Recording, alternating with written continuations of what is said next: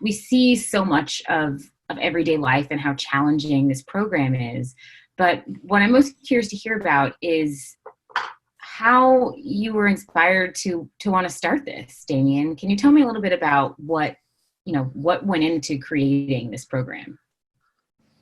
I mean, my history was working with special operations, Iraq, being part of a system that obliterated a country and a culture, and coming across and getting involved with conservation in what was becoming an increasingly militarized movement. And a lot of the lessons that I'd learned from Iraq seemed to be, or actually a lot of the mistakes that I saw in Iraq were being repeated in the conservation industry, and just wanted to find a different way to do things, to be honest.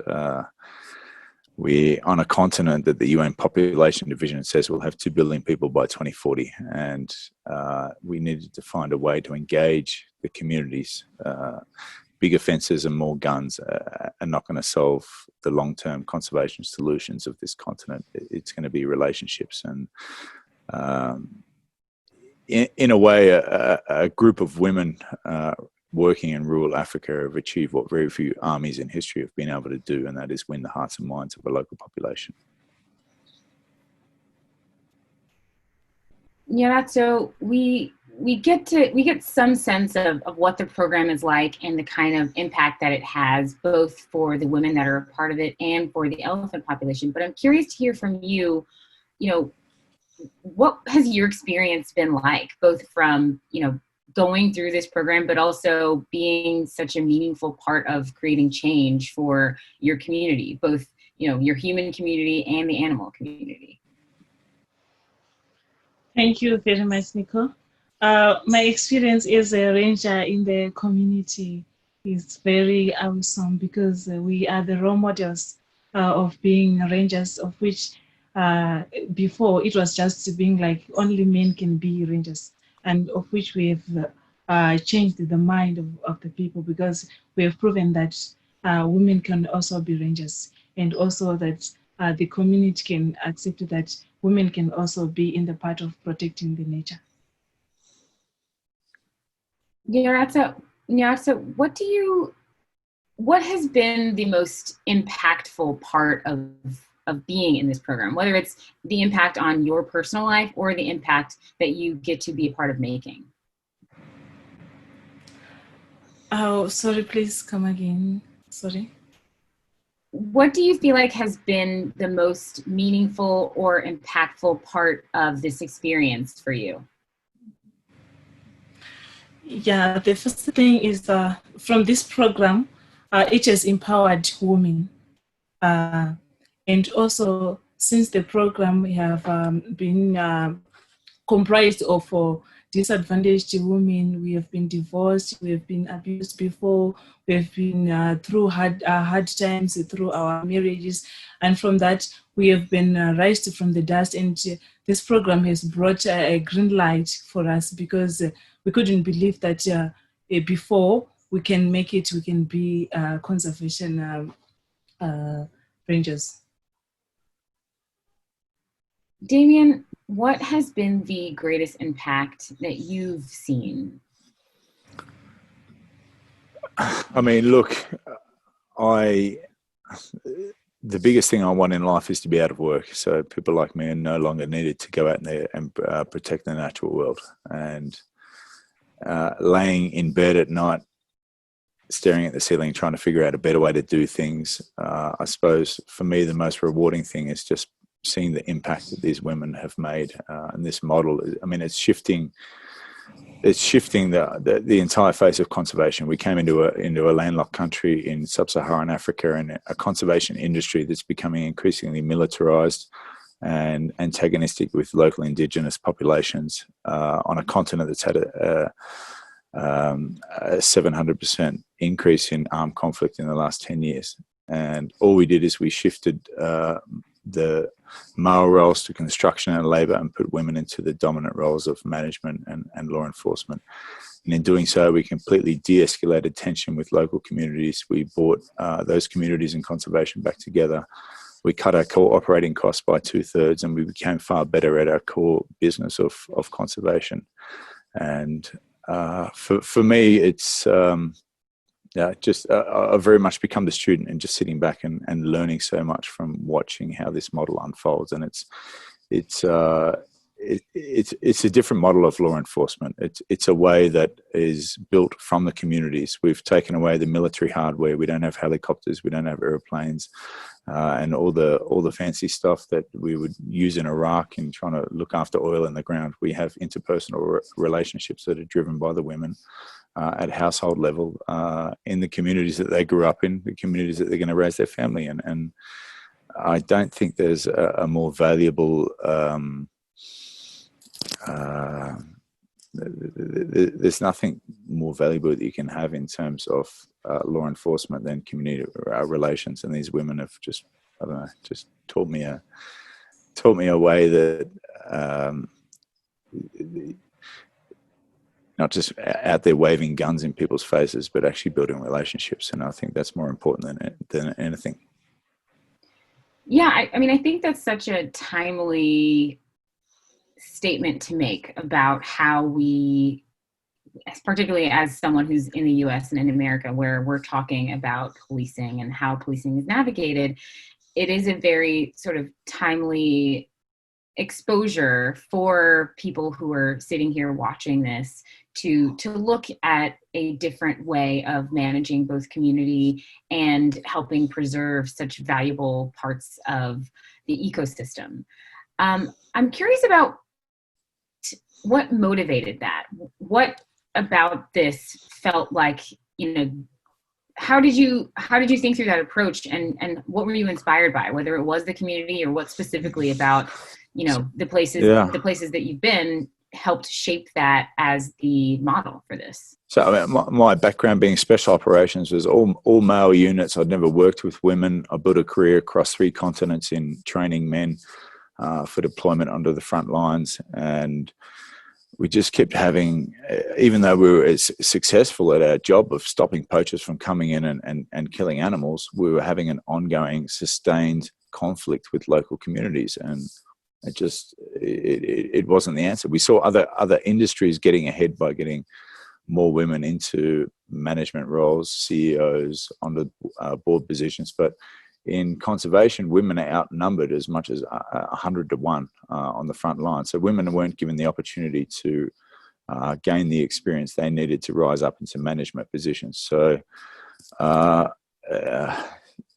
look, there's a whole combination of things coming together. The catalyst for me was reading an article in the New York Times, which said the US Army Rangers were putting women through their training for preparation and deployment onto the front lines.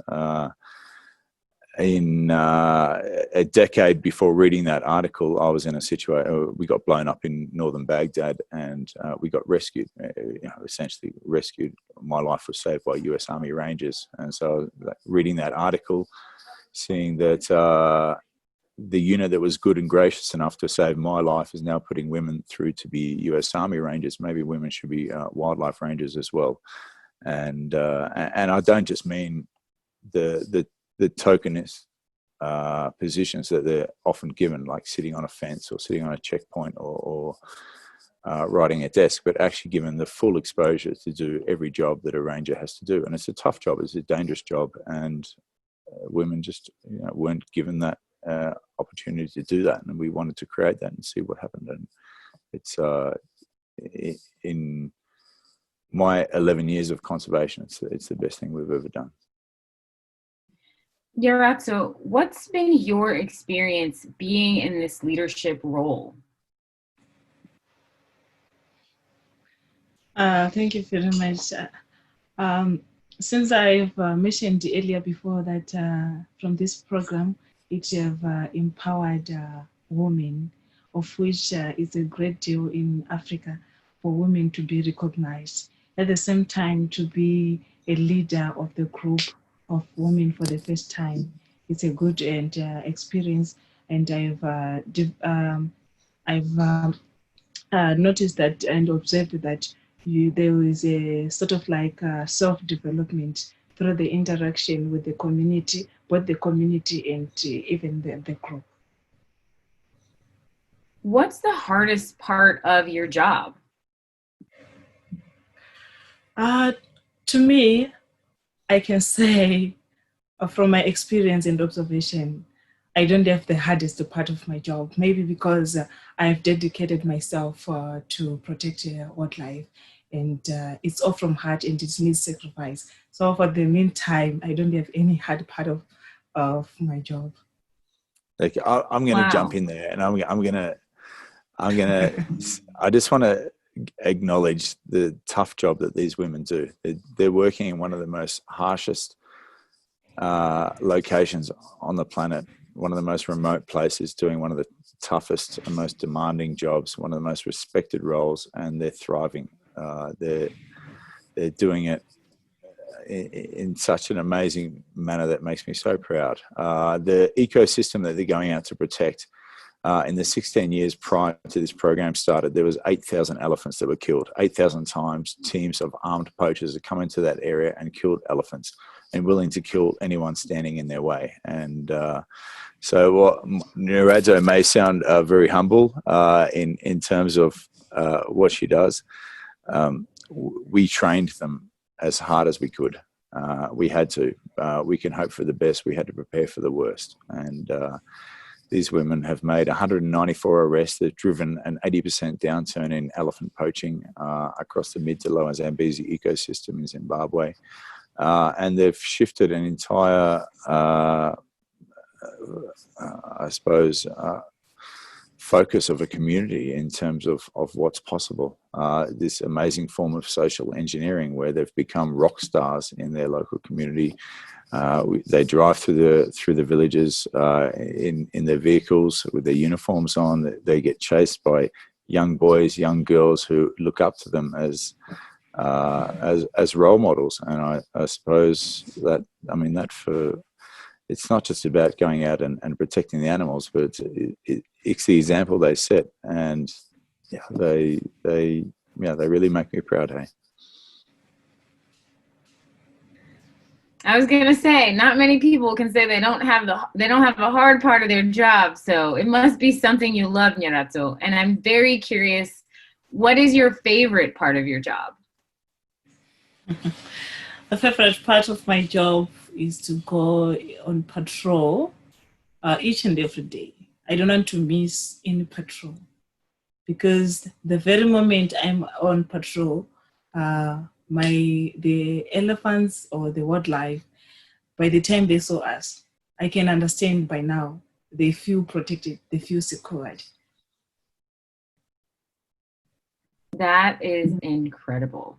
I want to talk a little bit about, from your perspective as the subjects of this documentary, I want to talk about production from that experience, from that lens. So can you tell me a little bit about how you were approached to be a part of this story and a part of sharing your story? Directed to me? Yeah, let's start with you, Nyaradzo. It's like from the time this program started, I heard about it from one of our community councillors. I'm sure I'm not close with your question. How were you approached, or what was it like being in front of the camera? Okay, at the very first moment, it was like a new thing to me, but I'm happy because it's like now my everyday meal.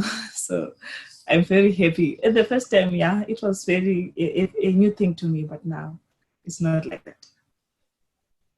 We go on, so Nyaradzo and I do public speaking tours.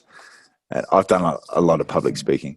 Nyaradzo hasn't done a great deal, but when she gets up and talks, I sit back and take notes. She is a natural, and your heart is in your throat when you're listening to her talk. It's genuine, and it's amazing to watch, and it resonates so much.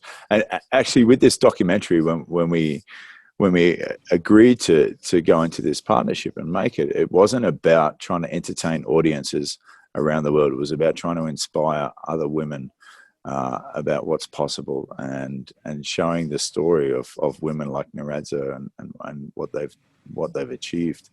And so that's basically the whole crux of this documentary. It's about trying to inspire what's possible.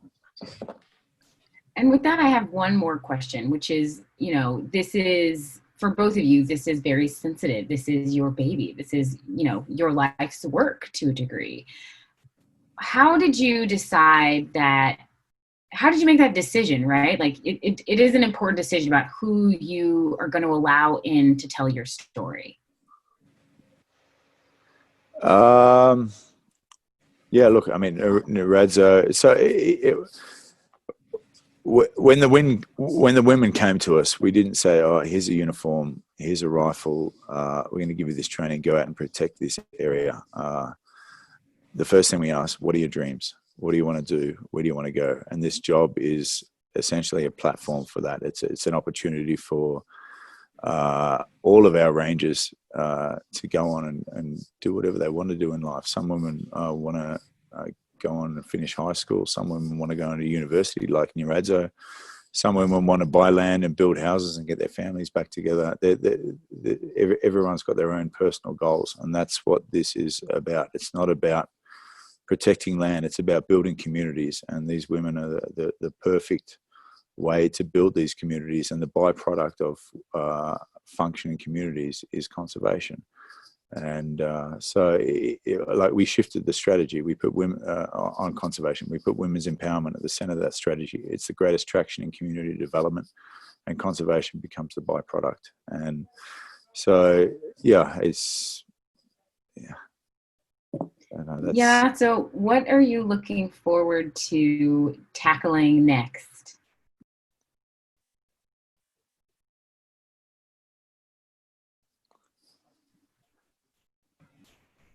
Can you hear me?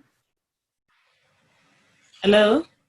Yes, I was asking, so considering Damien, he just said that this program it's bigger than training rangers. It's about empowerment and also achieving your goals. And I'm wondering, what's your next goal? From the time I joined Akashinga up to now, I've achieved a lot. Like what Damien mentioned earlier, that most of us have managed to buy blocks of lands, and reunite our families, and also most of the ladies from the group have managed to acquire like driver's licenses, of which is a big deal to African women, like what I have done. And also, like he have mentioned earlier, that I'm undertaking a degree. I'm studying on wildlife ecology and conservation. That's one of the goals I'm about to achieve at the moment. And after that, my biggest goal is to keep on raising up the flag of Akashinga. Wow. Well, she's being humble that I think Nyaradzo could be the president of Zimbabwe one day. Well, I am so excited to see what is next for both of you, for Akashinga, and for this incredible team of people.